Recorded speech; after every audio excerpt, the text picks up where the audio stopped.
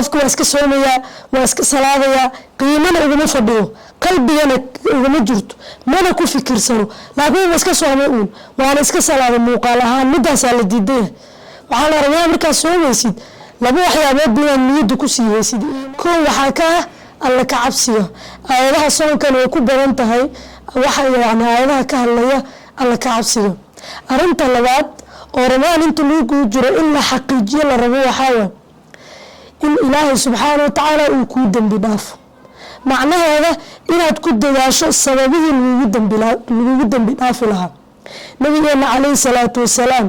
wuxuu yiri waxaa yani xadiis uu ka warinayo malakul jibriil يعني النبي عليه الصلاة والسلام حديث تلقوري وحاكمي دهيد إنه يري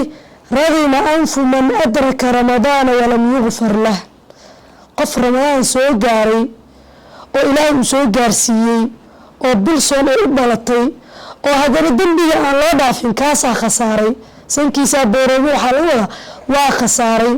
حديث كالنبي الحكير عليه الصلاة والسلام مركو صون كي يفضل لي كسو هذلي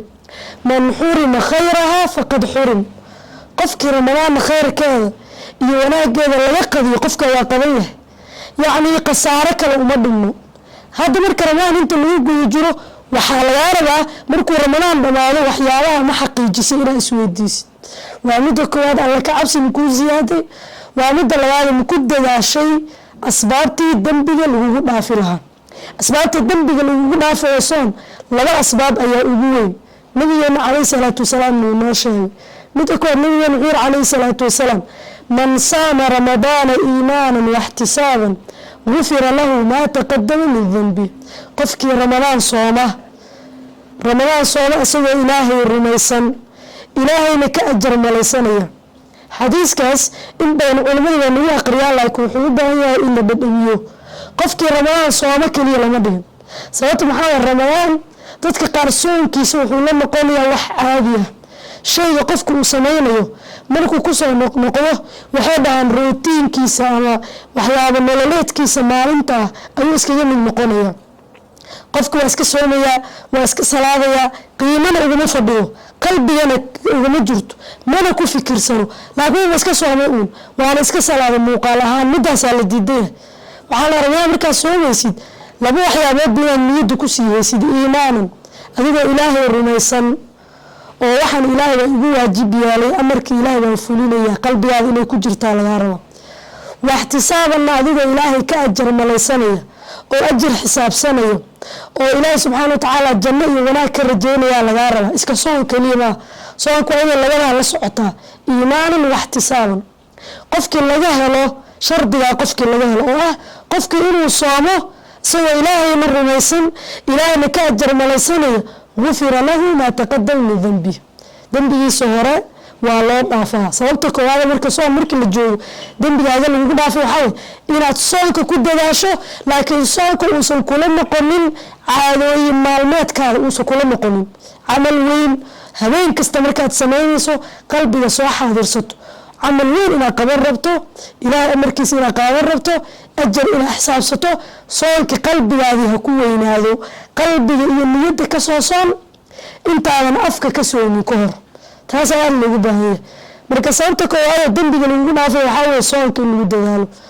soon cibaadada in lagu dadaalo dadka qaar soomaya si miisaanka iskaga dhigaan dadka qaar u soomaya si aan loo dhihin hebel waa furaya iyo masoomo waa dadka qaar u soomaya ayagoo dadka kale wajigooda fiirinayo ayagoo ceeb ka cararayo ayagoo islaam maaragtay dadka qaar u soomaya ayagoo wax cunaan waayeen iska soon macnaha ay ka tahay maya soonka waxa weeye iimaan iyo ihtisaab sababta labaad Ramadaan markii la joogo dambiga lagu dhaafo waxa Nabi Ali sallallahu alayhi wasallam wuxuu man qaama Ramadaan iimaanan wa ihtisaaban ghufira lahu ma taqaddama min dhanbi qofkii Ramadaan kaca yani salaad kaya oo qiyaam la imaada asagoo qiyaamka u sameeynaya iimaanan wa ihtisaaban naftirkeeda ka harmayso سبحان الله النبي عليه الصلاة والسلام حامل دائما إشارة ضد بينا صلاة اسكد كذا يوم قلبي ويجودين